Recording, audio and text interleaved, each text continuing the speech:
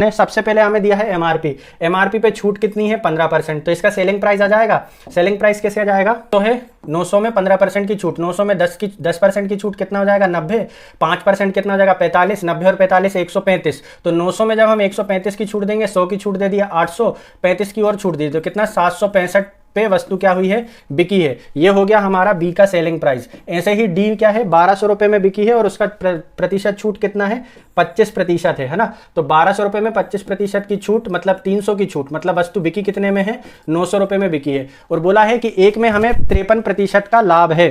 53% का लाभ है मतलब कॉस्ट प्राइस का 153%, कॉस्ट प्राइस का 153% है हमारा 765 है ना, क्योंकि 53% के लाभ पर बिकी है और बिकी कितनी है 765 पे। इसका मतलब है कि 153% बराबर 765। ये इसका 5 गुना है, 15 5 75 और 3 5 15, 765। तो 1% बराबर कितना हो जाएगा 5, तो 100% बराबर कितना हो जाएगा 500।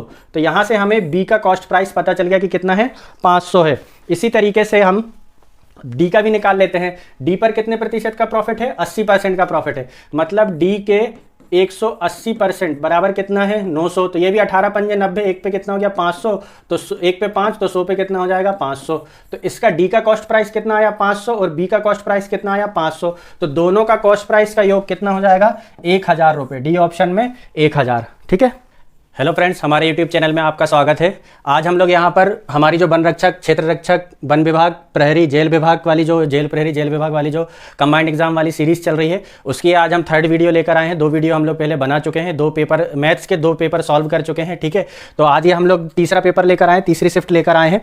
तो देखिए इसमें क्या है, सबसे पहले कि LCM SCF वाला क्वेश्चन है, ये सिंप्लीफिकेशन का क्वेश्चन है, प्रॉफिट एंड लॉस का क्वेश्चन है, टाइम एंड वर्क का क्वेश्चन है, प्रॉफिट लॉस का क्वेश्चन है, सिंप्लीफिकेशन का क्वेश्चन है, टाइम स्पीड एंड डिस्टेंस का क्वेश्चन है, टाइम एंड वर्क का क्वेश्चन है, ये नंबर सिस्टम का एक अच्छा क्वेश्चन है, रेलगाड़ी का क्वेश्चन है, ये एक टाइम प्रॉफिट एंड लॉस का DI पे बेस्ड क्वेश्चन है, काफ़ी अच्छा क्वेश्चन है। ठीक है, और एक ये हमारा नंबर सिस्टम का क्वेश्चन है, ये सिंप्लीफिकेशन का क्वेश्चन है, ये प्रॉफिट एंड लॉस का क्वेश्चन है, ये भी प्रॉफिट एंड लॉस का क्वेश्चन है, ये टाइम स्पीड एंड डिस्टेंस का क्वेश्चन है, ये औसत का एक बढ़िया लेवल का क्वेश्चन है। ठीक है, ये हमारा प्रॉफिट एंड लॉस का क्वेश्चन है, इसको हम एलिगेशन मेथड से करेंगे, और ये हमारा अलजेब्रा का क्वेश्चन है। तो हमारे पास यहाँ पर टोटल अच्छे क्वेश्चन है यहाँ पर। तो आइए हम इनको 1 बाय 1 करते हैं, है ना। इसमें एडवांस, इस शिफ्ट में ये जो शिफ्ट हुई थी, तीसरी शिफ्ट हुई थी जो, इसमें एडवांस के क्वेश्चन उतने ज़्यादा नहीं है, लेकिन फिर भी हम चलिए करते हैं इनको क्वेश्चन को। ठीक है, 2 संख्याओं का मासा महत्तम समापवर्तक और लघुत्तम समापवर्तक क्रमशः 8 और 48 है। यदि दोनों संख्याओं का अनुपात 2:3 है तो दोनों संख्याओं में से बड़ी संख्या कौन सी है। तो सिंपल सा क्वेश्चन है ये। ठीक है, हमें पता है LCM इंटू HCF क्या होता है हमारा, 2 संख्याओं का LCM इंटू HCF का गुणनफल उन संख्याओं के गुणनफल के बराबर होता है। तो हमें यहाँ पे महत्तम समापवर्तक दे रखा है 8 और लघुत्तम समापवर्तक दे रखा है 48। तो LCM 48 इंटू HCF 8 बराबर N1 इंटू N2, और संख्याओं का अनुपात कितना दे रखा है 2:3। तो संख्याएं मेरी हो जाएंगी 2x और 3x हमारी संख्याएं हो जाएंगी। तो N1 की जगह में रख लेता हूं 2x और N2 की जगह पे रख लेता हूं 3x। ठीक है, तो ये हो जाएगा, देखिए 2 3 6 से इसको काटेंगे तो कितनी बार कटेगा 8 बार कटेगा। तो x स्क्वायर बराबर कितना हो गया 8 का स्क्वायर, तो x बराबर कितना आ गया 8। हमसे पूछा है दोनों संख्याओं में से बड़ी संख्या कौन सी है, दोनों संख्याओं में से बड़ी संख्या कौन सी है। तो बड़ी संख्या कौन सी होगी 3x होगी, तो 3x की वैल्यू 8, तो 8 तिया 24। ठीक है, तो बढ़िया सिंपल सा क्वेश्चन था, सी ऑप्शन में 24 इसका करेक्ट आंसर होगा। चलिए नेक्स्ट क्वेश्चन, प्रश्न के स्थान पर, प्रश्न चिन्ह के स्थान पर क्या आना चाहिए, है ना। तो देखिए इसको सिंप्लीफिकेशन का क्वेश्चन है, मैं डायरेक्ट कर देता हूं 144 इंटू 144 डिवाइडेड बाय कितना है 48 इंटू 18 डिवाइडेड बाय 36। हम ऐसे लिख सकते हैं इसको, और बराबर में है हमारा यहाँ पे रूट ऑफ एक्स, मैं सीधे यहाँ पे लिख दे रहा हूँ रूट ऑफ एक्स। ठीक है, तो 18 दूनी 36, ठीक है, 48 तिया, है ना, और 2 से काटेंगे इसको कितनी बार कटेगा ये 72 बार। तो 72 तिया कितना हो जाएगा, देखिए 7 तिया 21, 210 और 2 तिया 6, 216। तो रूट एक्स की वैल्यू आ गई है मेरी 216। तो एक्स स्क्वायर, एक्स की वैल्यू कितनी आएगी 216 का स्क्वायर, तो 216 इंटू 216, तो 6 में 6 का गुणा करेंगे, इकाई का अंक 6। ठीक है, तो देखिए यहाँ पर इकाई का अंक ये 8 है, ये गलत हो गया। अब 216 का स्क्वायर 36 तो हो नहीं सकता, 216 हो नहीं सकता, तो आंसर कितना आ जाएगा 46,656। ठीक है, गुणा कर लेना, यहाँ पे देखिए 200 का स्क्वायर ही करेंगे तो वो कितना हो जाएगा 40,000 के समथिंग आ जाएगा। तो 40,000 से बड़ा एक ही ऑप्शन दिख रहा था 46,656, आप लोग गुणा करके देख लेना 46,656 ही आएगा। चलिए नेक्स्ट क्वेश्चन है हमारा, जब किसी वस्तु को 3,276 रुपये में बेचा जाता है तो 37% की हानि होती है, 33% का लाभ के लिए इसे कितने में बेचा जाना चाहिए। देखिए हम जो वस्तु की कॉस्ट प्राइस होती है वो होती है वस्तु का 100%, जितने प्रॉफिट पे बेचते हैं उतना परसेंट आगे बढ़ाते हैं, जितने हानि पे बेचते हैं उतना परसेंटेज हम उसको पीछे करते हैं। तो बोला है कि 37% की हानि होती है। 37% की हानि का मतलब क्या है, वस्तु 63% पर बिकी है और वस्तु बिकी कितने पे है, 3,276 पे, तो वस्तु का 63% कितना हो जाएगा, 3,276। हमें बोला है कि 33% का लाभ प्राप्त करने के लिए इसे कितने में बेचा जाना चाहिए। 33% का लाभ प्राप्त करने का मतलब है कि हम इसको बेचेंगे 133 में, ठीक है।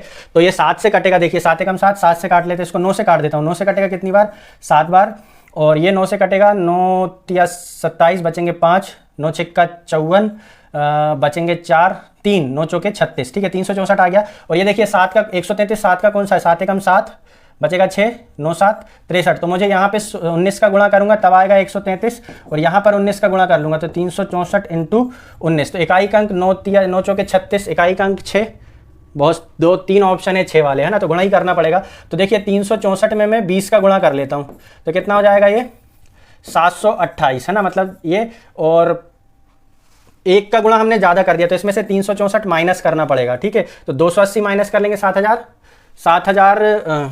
घटा ही लेते हैं, 10 में से 6, 10 में से 4 गया 6, 7 में से 6 गया 1, इकाई का अंक 216, ये वाला, ठीक है। या फिर इसको ऐसे कर सकते थे हम कि 364 में 19 का गुणा करना था, यहाँ 0 लगा लेंगे, 9 चौके 36 की 6, 9 छक्का 54, है ना, 9 चौके 36 की 6 हासिल का 3, 9 छक्का 54, 54 और 4 58, 58 और 3 61 का 1, तो 2 अंक 16, 2 अंक 16 किस में थे, केवल ए ऑप्शन में। तो करेक्ट आंसर कौन सा हो जाता, ए। चलिए नेक्स्ट क्वेश्चन करते हैं। यदि 20 व्यक्ति मिलकर किसी काम को 120 दिन में करेंगे लेकिन 60 दिनों के बाद उतनी ही कार्य क्षमता वाले 10 और व्यक्ति उसी काम को मिलकर करते हैं तो काम कुल कितने दिन में खत्म होगा। ठीक है, देखिए 20 व्यक्तियों के 120 दिन का काम है, 20 व्यक्ति 20 मैन कितने दिन में, 120 दिन में, तो इतने मेन डेज का काम है। इसको मैं ऐसा लिखूंगा 20 इंटू 120 मेन डेज का काम है। ठीक है, इसमें से बोला कि 60 दिन के बाद, है ना, मतलब 60 दिन तक इनने काम करे हैं तो बचा कितना काम है, 20 आदमियों के 60 दिन का काम, अभी इतना काम बचा हुआ है। ठीक है, वो बोला उतनी ही कार्य क्षमता वाले 10 और व्यक्ति और आ जाते हैं, तो अभी हमारे पास व्यक्ति कितने हो जाएंगे, पहले 20 थे, अभी व्यक्ति कितने हो जाएंगे 30। हमें बोला कितने दिन लगेंगे, कितने दिन में खत्म होगा। देखो मेन डेज में नंबर ऑफ मेंस का भाग देंगे तो मेन से मेंस कट जाएगा, क्या बचेगा, नंबर ऑफ डेज। तो 20 इंटू 60 मेन डेज का काम था और करना कितने मेंस से है, 30 मेंस से, तो कितने दिन लग जाएंगे, 20 दूनी 40। तो करेक्ट आंसर कितना हो जाएगा मेरा यहाँ पे 100 दिन हो जाएगा, क्योंकि काम कुल कितने दिन में खत्म होने का बोला, तो 60 दिन बाद इन लोग आए हैं और काम कितने में करे हैं, 40 दिन में, तो 60 दिन पहले वाले और 40 दिन ये, तो टोटल कितने दिन लग जाएंगे, 100 दिन लग जाएंगे, बी ऑप्शन में। ठीक है, अच्छा क्वेश्चन था ये।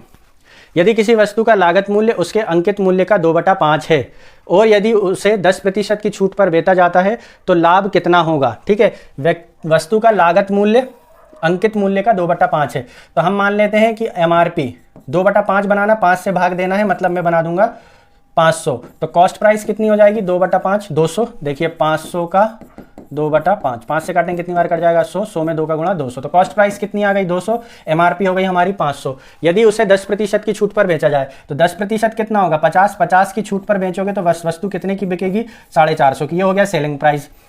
तो लाभ कितने प्रतिशत होगा, सब प्रतिशत में दिया है, तो लाभ देखिए हुआ कितना है, 200 का सामान 450 में बिका, मतलब 250 का हो गया है फायदा।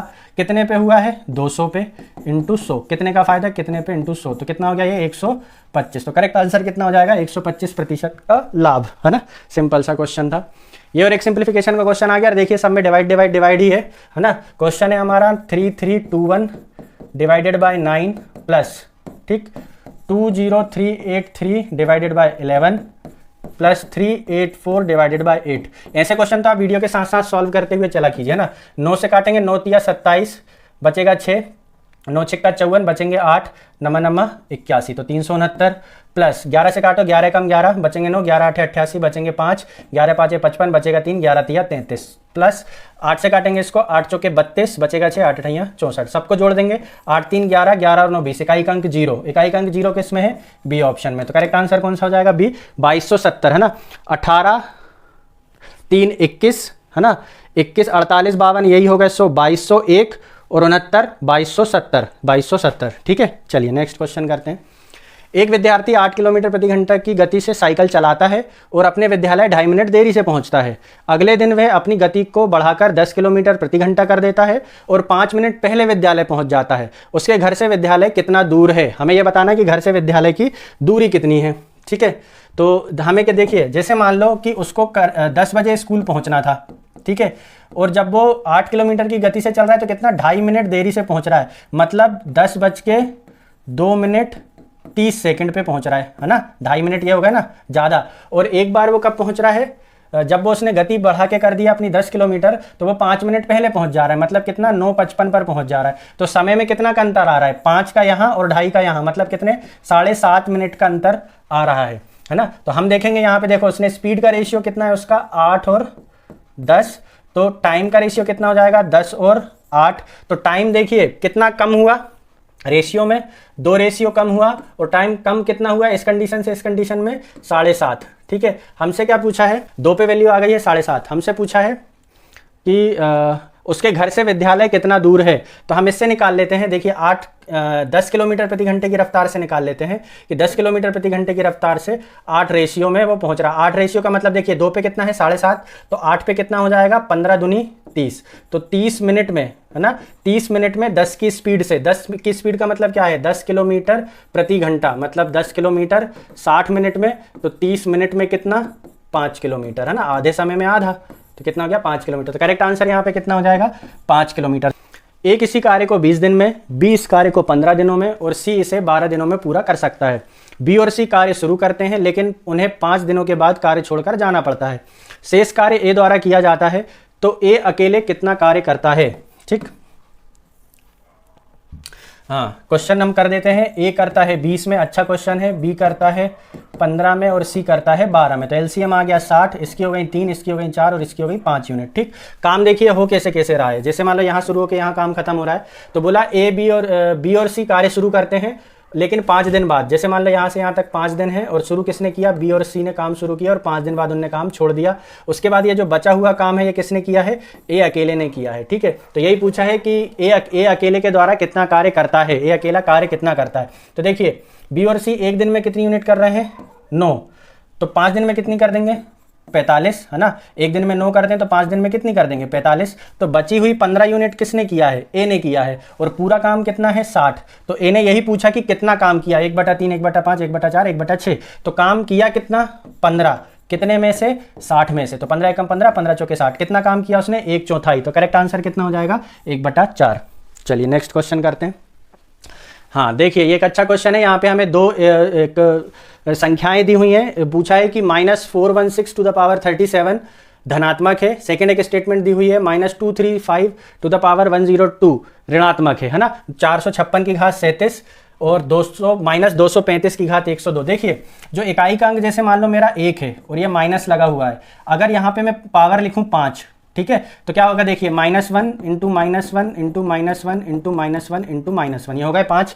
माइनस में माइनस का इंटू हुआ प्लस, प्लस में माइनस का इंटू हुआ माइनस, माइनस में माइनस का इंटू हुआ प्लस और प्लस में माइनस का इंटू हुआ तो क्या आया है माइनस आया है। मतलब ये क्या है नेगेटिव संख्या है, ये क्या है एक नेगेटिव संख्या है। ऐसे ही मैं -1 की पावर लेकिन मैं 4 लूँ, 1 को हटा दें हम, ठीक है, इंटू -1, ठीक है। तो ये माइनस में माइनस का इंटू प्लस, प्लस में माइनस का इंटू माइनस, माइनस में माइनस का इंटू तो कितना आ गया प्लस। तो ये क्या हो गई हमारी एक पॉजिटिव संख्या हो गई कि जब घात संख्याएं ऋणात्मक हो और उनकी पावर इवन हो, इवन मतलब सम हो, 2, 4, 8, 6 इस तरीके से हो, तो वो क्या आएगा एक धनात्मक रिजल्ट देंगे। क्यों देंगे? क्योंकि माइनस में माइनस का इंटू हुआ तो क्या आता है प्लस। ऐसे ही जब सम संख्याएं होंगी तो उनके बराबर पेयर बन जाएंगे तो संख्याएं कैसी आएंगी पॉजिटिव। लेकिन जब ऋणात्मक पावर हो, है ना, जैसे मान लो 105 है, 107 है या 3 है, ये क्या है सम संख्या है, विषम संख्या है।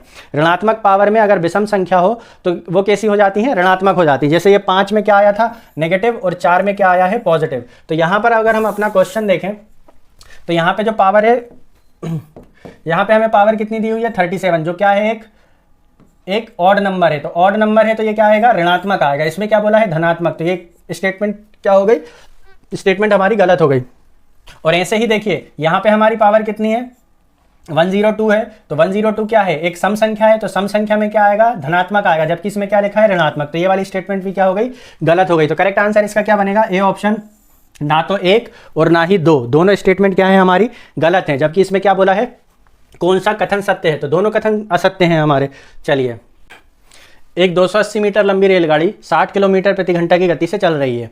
220 मीटर लंबे प्लेटफॉर्म को पार करने में रेलगाड़ी द्वारा कितना समय लिया जाएगा? ठीक है, तो हमने लास्ट अपनी टाइम स्पीड एंड डिस्टेंस की क्लास में देखा था कि जब कोई रेलगाड़ी किसी प्लेटफॉर्म को पार करती है ना, तब वो कितना चलती है? रेलगाड़ी खुद की लंबाई प्लस प्लेटफॉर्म की लंबाई के बराबर चलती है। तो यहाँ पे रेलगाड़ी की खुद की लंबाई कितनी है? 280 मीटर, और प्लेटफॉर्म की लंबाई कितनी है? 220 मीटर। तो उसको चलना कितना है? 200 200 400 80 20 100, मतलब कितना? उसको 500 मीटर चलना है। ठीक है, और उसकी स्पीड कितनी है? 60 किलोमीटर प्रति घंटा। 60 किलोमीटर प्रति घंटे का मतलब क्या है? 60 किलोमीटर प्रति घंटा मतलब 60 मिनट में 60 किलोमीटर। तो एक मिनट में कितना चलेगी वो? 1 किलोमीटर। हमें चलाना कितना है? 500 मीटर। 500 मीटर क्या होता है? 1 किलोमीटर का आधा। तो ये हो गया 500 मीटर, तो यहाँ भी आधा, तो 1 मिनट का आधा कितना हो जाएगा? 30 सेकंड। तो कितना समय लगने वाला है 500 मीटर ट्रेवल करने में? उसको 30 सेकंड। और 500 मीटर ट्रेवल कर ली मतलब उसने प्लेटफॉर्म को पार कर ली। ठीक है, सिंपल सा क्वेश्चन है, लास्ट क्लास में हमने इससे अच्छे लेवल के क्वेश्चन किए हैं। निम्न तालिका 5 अलग अलग वस्तुओं के लिए अंकित मूल्य और छूट प्रतिशत है। ठीक है, ये 5 अलग अलग वस्तुएं A B C D E, उनके अंकित मूल्य और प्रतिशत छूट उसमें दिया हुआ है। ठीक है, यदि उत्पाद B को 53% लाभ पर बेचा जाता है, ये है हमारा उत्पाद B, ये है उत्पाद B, इसको हम कितने पे बेच रहे हैं? 53% क्या बेच रहे हैं? प्रॉफिट में बेच रहे हैं। और उत्पाद D को 80% लाभ पर बेचा जाता है। ये जो उत्पाद D है इसको हम बेचते हैं 80%, किस पे बेचते हैं? प्रॉफिट पे बेचते हैं, 80% प्रॉफिट पे बेचते हैं। तो बी और डी के लागत मूल्य का योग क्या है? मतलब हमें इसका कॉस्ट प्राइस और इसका कॉस्ट प्राइस निकाल के उनको दोनों को जोड़ के हमारा क्वेश्चन हमसे पूछा है। ठीक है, तो सिंपल सा क्वेश्चन है। सबसे पहले हमें दिया है एमआरपी, एमआरपी पे छूट कितनी है? 15%। तो इसका सेलिंग प्राइस आ जाएगा। सेलिंग प्राइस कैसे आ जाएगा? 900 है, 900 में 15% की छूट, 900 में 10% की छूट कितना हो जाएगा? 90। 5% कितना हो जाएगा? 45। 90 और 45 135। तो 900 में जब हम 135 की छूट देंगे, 100 की छूट दे दिया 800, 35 की और छूट दी, तो कितना? 765 पे वस्तु क्या हुई है? बिकी है। ये हो गया हमारा बी का सेलिंग प्राइस। ऐसे ही डी क्या है? 1200 रुपये में बिकी है और उसका प्रतिशत छूट कितना है?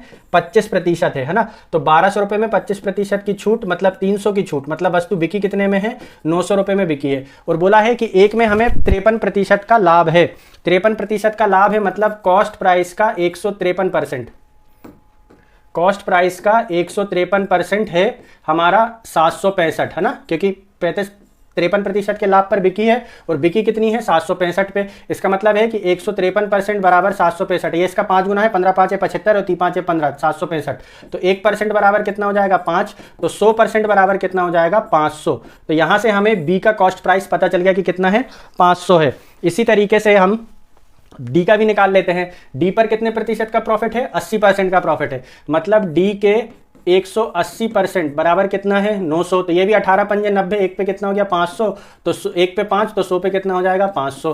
तो इसका डी का कॉस्ट प्राइस कितना आया? 500, और बी का कॉस्ट प्राइस कितना आया? 500। तो दोनों का कॉस्ट प्राइस का योग कितना हो जाएगा? 1000 रुपये। डी ऑप्शन में 1000। ठीक है, तो एक अच्छा क्वेश्चन था ये। फर्स्ट टाइम ऐसा सारणी वाला क्वेश्चन आया, कुछ डेटा उसने दिया, डेटा को इस्तेमाल करके हमें क्वेश्चन को सॉल्व करना था।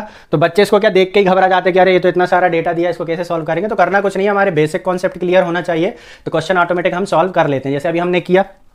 इससे ज़्यादा कैलकुलेशन तो हमें दूसरे क्वेश्चंस में करनी पड़ती है। ठीक है, चलिए नेक्स्ट क्वेश्चन है, यदि एक संख्या के आधे के 1/3 का 1/4 का एवं 1/4 का कुल योग संख्या से 12 अधिक है तो संख्या क्या है? सिंपल सा क्वेश्चन है। संख्या का आधा, 1/3 और 1/4 का योग संख्या से 12 अधिक है, मतलब संख्या से कितना अधिक है? 12 अधिक है। दोनों आपस में बराबर हो जाएंगे। तो यहाँ इसको सॉल्व कर लेते, कितना जाएगा? 2 3 और 4 का एलसीएम 12, ये हो जाएगा 6, ये हो जाएगा 4, ये हो जाएगा 3, और ये कितना हो जाएगा? x। ठीक है, और बराबर में कितना हो जाएगा? x + 12, संख्या से 12 अधिक। तो कितना हो जाएगा? देखिए, ये 6 4 10 और 3 13, तो ये कितना हो जाएगा?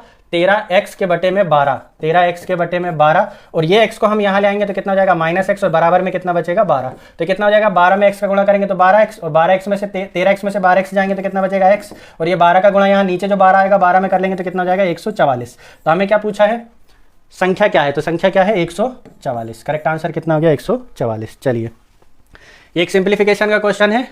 प्रश्न के स्थान पर क्या आएगा? यहाँ पे ये प्रश्न का स्क्वायर दिया हुआ है ना, तो मैं कर देता हूँ 9 8, इसको हम ऐसे करते हैं, 9 में 8 का गुणा और फिर 7 को जोड़ते, तो 9 8 72, 72 और 7 79 के बटे में 8, माइनस 3 के 12 और 1 13 के बटे में 4, माइनस 2×12 और 1 13 के बटे में 6, फिर ये 11/24 को भी यहाँ भेज देते हैं, माइनस 11/24, और ये किसी संख्या का क्या है, स्क्वायर है। ठीक है, तो एलसीएम ले लेते हैं। एलसीएम कितना आ जाएगा 24, 24 को काटेंगे 8 से 3 बार कटेगा, 3 में हम 79 का मल्टीप्लाई करेंगे तो 240, 240 में से 3 गया 237।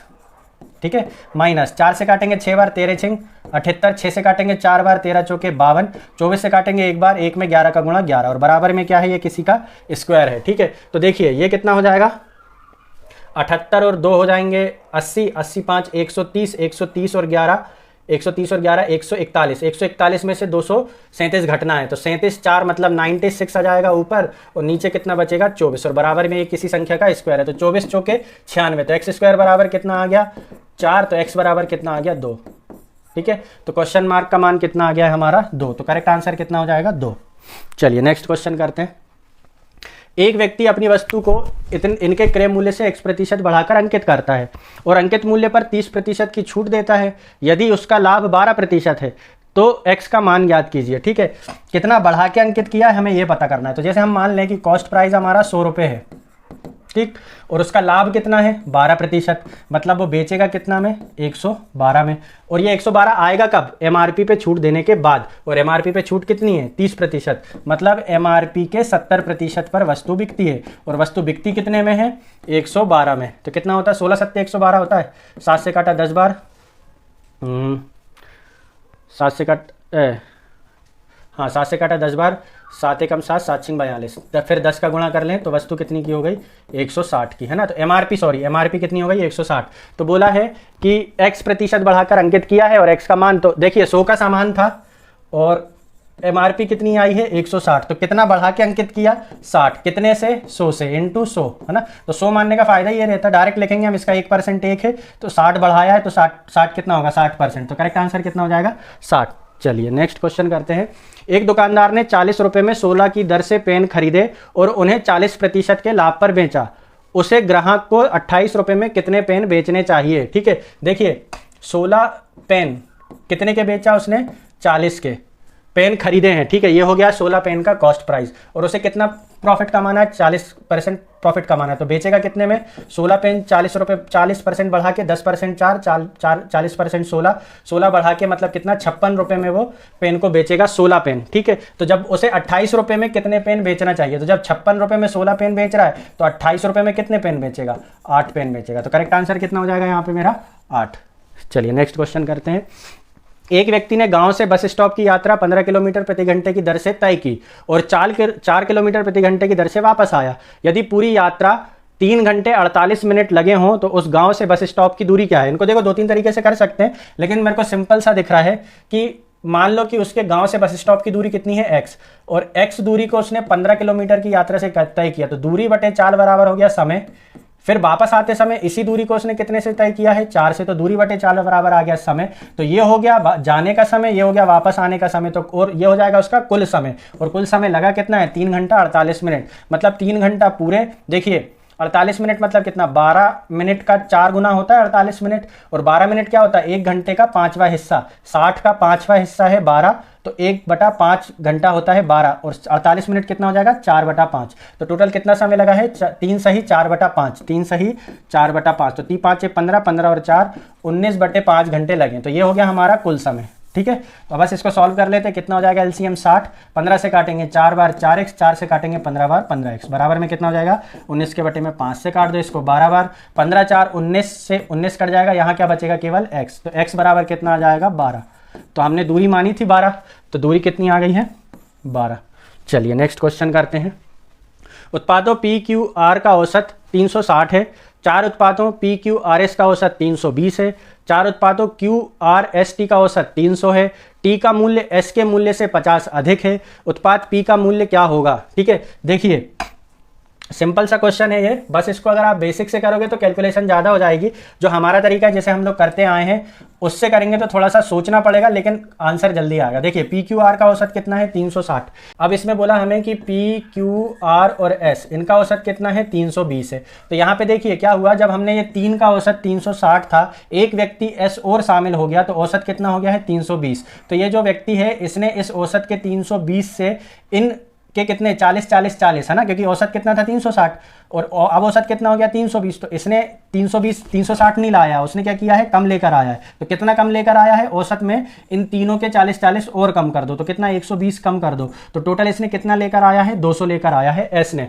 और बोला है कि टी का मान एस के मान से 50 अधिक है, टी का मान एस के मान से 50 अधिक है, मतलब टी का मान कितना है 250 है। देखिए अभी हमसे और क्या बोला है हमें, Q R S T, Q R S और टी इनका औसत कितना हो गया है 300। तो इसमें क्या हुआ है देखिए, अगर इसको मैं यहाँ थोड़ा सा लिखूँ, यहाँ लिख दें हम क्यू आर एस और टी, इनका औसत कितना है 300। तो यहाँ पे हुआ क्या है देखो, क्यू आर एस तीनों में कॉमन है, हमने पी की जगह पर टी को ले लिया है, तो उससे औसत कितना कम हो गया है हमारा 20 कम हो गया। और टी की वैल्यू कितनी है 250 है, टी ने लेकर कितना आया 250 है ना, जिससे औसत में कितने की आ गई है कमी 20-20 की कमी आ गई है। तो ये 20-20 किसके कम हो गए हैं, क्यू आर और एस के। वो दे कौन रहा होगा, पी दे रहा होगा। तो 250 में 60 और जोड़ दो, क्योंकि वो इन तीनों को 20-20 दे रहा था, मतलब पी की वैल्यू कितनी है 310। तो करेक्ट आंसर कितना हो जाएगा 310 है ना। अगर इसे समझ में आए तो ठीक है, नहीं तो आप बेसिक से कर लीजिएगा।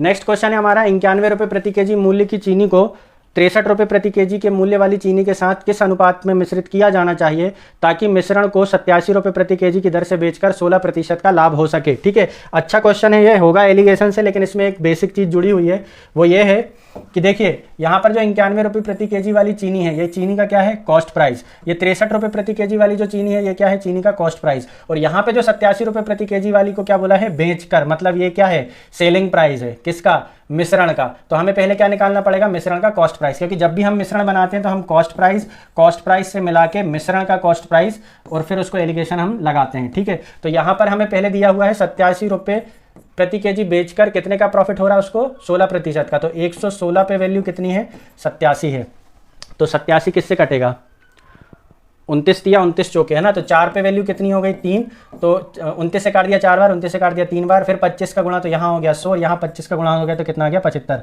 तो मतलब जो हमारा मिश्रण बन रहा है उसका कॉस्ट प्राइस कितना है 75 रुपये है। यहाँ पर जो हमें पहली वाली चीनी थी उसका मिश्रण कितना था 91 रुपये कॉस्ट प्राइस, और इसका कॉस्ट प्राइस कितना है 63, और जो मिश्रण बना है उसका कॉस्ट प्राइस कितना है 75।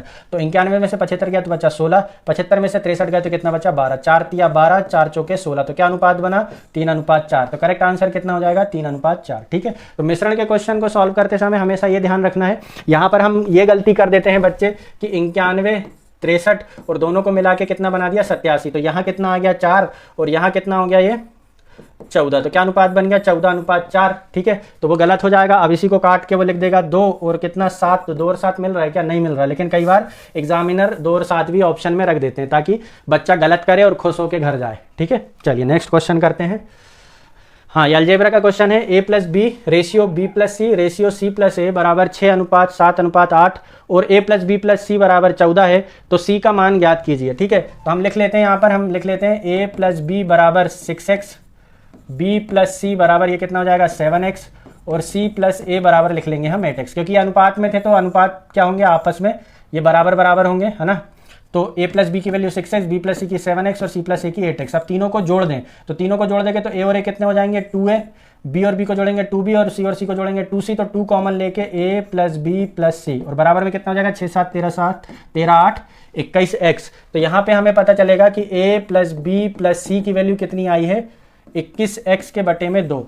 हमें बोला a + b + c बराबर 14 है, तो हम यहाँ पे रख लेते हैं 14 बराबर 21x के बटे में 2। तो x की वैल्यू कितनी हो जाएगी 7 तिया 21, 7 दूनी 14, तो कितना हो जाएगा 4/3। x की वैल्यू कितनी आ जाएगी 4/3। हमसे बोला है कि c का मान ज्ञात कीजिए, तो c का मान निकालने के लिए हम क्या करें a + b + c के मान में से a + b का मान क्या करें हम माइनस कर दें, तो किसका मान आ जाएगा हमें c का। तो a + b + c का मान कितना है 14 और a + b का मान कितना है 6x। तो 6x की वैल्यू कितनी हो जाएगी, देखिए x की वैल्यू 4/3 है, तो 6x की वैल्यू कितनी हो जाएगी 6 का गुणा कर लेंगे तो 6 चौके 24/3 मतलब कितना 8। तो 6x की वैल्यू कितनी आई 8 और a + b की वैल्यू है 6x, तो हम a + b की जगह पे कितना रख लेंगे 8, घटा दो तो c की वैल्यू कितनी आ जाएगी 6। तो करेक्ट आंसर यहाँ पे c का मान कितना होने वाला है 6। ठीक है, तो ये थे हमारे आज के क्वेश्चन है ना। अर्थमेटिक के क्वेश्चन ज़्यादा थे, एडवांस के क्वेश्चन कम थे है ना, लेकिन क्वेश्चन अच्छे थे और आने वाली शिफ्ट में भी अच्छे क्वेश्चन हम लोग सॉल्व करेंगे। तो यदि आपने चैनल को सब्सक्राइब नहीं किया है तो चैनल को सब्सक्राइब कर लो ताकि आने वाले ऐसे क्वेश्चन आपको टाइम टू टाइम मिलते रहें। चलिए इसके लिए इतना ही, जय हिंद, थैंक यू।